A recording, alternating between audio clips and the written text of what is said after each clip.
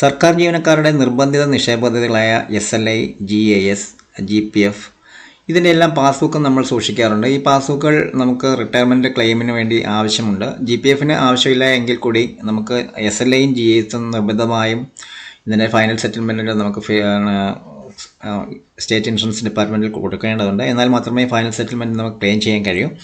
അപ്പോൾ ഇത് നമ്മൾ പല ഓഫീസുകളിൽ മാറി പല ഓഫീസുകളിൽ നമുക്ക് വർക്ക് ചെയ്യേണ്ടി വരും. ആ സമയത്തെല്ലാം നമ്മൾ ഈ പാസ്ബുക്ക് നമ്മൾ എൻ്റർ ചെയ്ത് DD കൊണ്ട് സൈൻ ചെയ്ത് സൂക്ഷിക്കാറുണ്ട്. സാധാരണഗതിയിൽ നമ്മൾ ഓഫീസുമായി ബന്ധപ്പെട്ട് നമ്മളുടെ പാസ്ബുക്ക് എൻ്റർ ചെയ്ത് DD കൊണ്ട് സൈൻ ചെയ്യിക്കുകയാണ് പതിവ്. ഇത് നിങ്ങൾക്ക് സ്വന്തമായിട്ട് തന്നെ നിങ്ങളുടെ പേഴ്സണൽ ലോഗിൻ, അതായത് സ്പാർക്കിൻ്റെ പേഴ്സണൽ ലോഗിനിൽ കയറിയിട്ട് അവരുടെ പെൻ വെച്ചിട്ടുള്ള ലോഗിനിൽ കയറിയിട്ട് നിങ്ങൾക്ക് ഇതിൻ്റെ സ്റ്റേറ്റ്മെൻറ്റ് ഡൗൺലോഡ് ചെയ്തിട്ട് നിങ്ങൾക്ക് സ്വന്തമായിട്ട് തന്നെ നിങ്ങളുടെ പാസ്ബുക്ക് പതിച്ച് നിങ്ങളുടെ DD കൊണ്ട് അത് സൈൻ ചെയ്ത് സൂക്ഷിക്കാവുന്നതാണ്. അപ്പോൾ അതിനെപ്പറ്റി പറയുന്നൊരു വീഡിയോ ആണ്.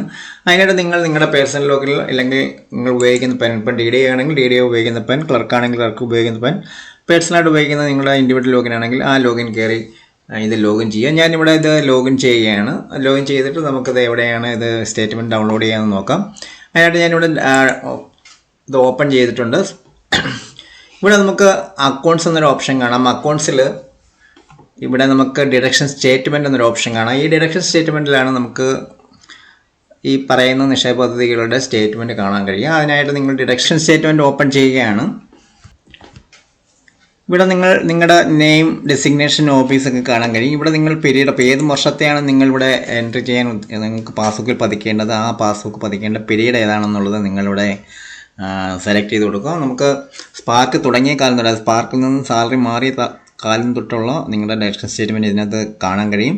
നമുക്ക് 2011 ശേഷമാണ് സ്പാർക്ക് വന്നിട്ടുള്ളത്. അപ്പോൾ 2011 ശേഷം സ്പാർക്കിൽ ബില്ല് മാറിയിട്ടുണ്ടെങ്കിൽ അന്ന് തൊട്ടുള്ള സ്റ്റേറ്റ്മെൻറ്റ് നിങ്ങൾക്ക് ഇതിൽ നിന്ന് ഡൗൺലോഡ് ചെയ്യുന്നതാണ്.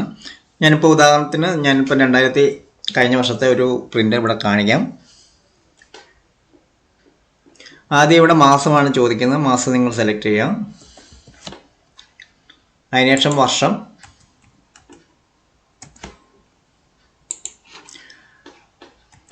വീണ്ടും മാസം ചോദിക്കുന്നുണ്ട്.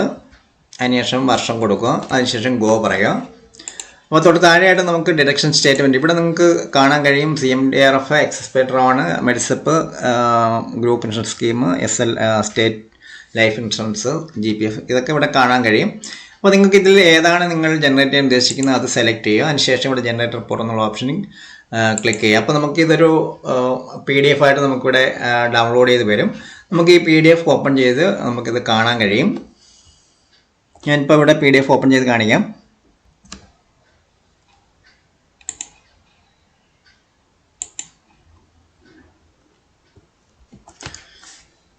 ഇവിടെ നമുക്ക് ഈ സ്റ്റേറ്റ്മെൻറ്റ് ഇതേപോലെ PDF കാണാൻ കഴിയും. ഇവിടെ നിങ്ങളുടെ ഡീറ്റെയിൽസ് കാണും, അക്കൗണ്ട് നമ്പർ കാണും. ഒന്നിൽ കൂടുതൽ SLI ആയതുകൊണ്ട് ഒന്നിൽ കൂടുതൽ അക്കൗണ്ട് ഉള്ളവരാണെങ്കിൽ ആ അക്കൗണ്ടിൽ ഓരോ മാസം, ഇപ്പോൾ ജനുവരിയിൽ തന്നെ 2 എൻട്രി കാണാൻ പറ്റുന്നുണ്ട്, ഫെബ്രുവരി 2. അപ്പോൾ 2 അക്കൗണ്ടിൽ പിടിക്കുന്ന കാശാണ് ഇത്. നിങ്ങളുടെ പാസ്ബുക്കിൽ ഇത് നോക്കിയിട്ട് നിങ്ങളുടെ ഗ്രോസ് എമൗണ്ട്, നെറ്റ് എമൗണ്ട്, ഏത് ട്രഷറിയിൽ നിന്നാണ് മാറിയത്, എന്നാണ് ഇത് ക്യാഷ് ചെയ്തത് എന്നുള്ള വിവരങ്ങൾ ഇവിടെ കാണാൻ കഴിയും. ഇതെല്ലാം നിങ്ങളുടെ പാസ്ബുക്കിൽ പതിച്ചു വെച്ചിട്ട് നിങ്ങൾക്ക് നിങ്ങളുടെ DD അക്കൗണ്ട് സമയം പോലെ അത് സൂക്ഷിച്ച് വെക്കാവുന്നതാണ്. അപ്പോൾ ട്രാൻസ്ഫറായി പല ഓഫീസുകളിലേക്ക് ട്രാൻസ്ഫറായി പോകുന്നവർ നിങ്ങൾ പോകുന്നതിന് മുമ്പായിട്ട് ഈ ഒരു സ്റ്റേറ്റ്മെൻറ്റ് ഡൗൺലോഡ് ചെയ്തിട്ട് നിങ്ങൾക്കത് ചെയ്യാവുന്നതാണ്. ഇത് പാസ്ബുക്ക് കളഞ്ഞു പോയാൽ പോലും നമുക്ക് ഈ ഒരു സ്റ്റേറ്റ്മെൻറ്റ് റെഡിയാക്കിയിട്ട് നമുക്ക് ഒരു ഡ്യൂപ്ലിക്കേറ്റ് പാസ്ബുക്ക് വാങ്ങി എൻ്റർ ചെയ്ത് പതിച്ച് വെക്കാവുന്നതാണ്. അപ്പോൾ ഈ രീതിയിൽ നിങ്ങൾ പാസ്ബുക്ക് പതിച്ച് നിങ്ങൾ ഇത് സൂക്ഷിക്കുക. അപ്പം നിങ്ങൾക്ക് ഈ ഒരു വീഡിയോ ഉപകാരപ്രദമാണെന്ന് കരുതുന്നു.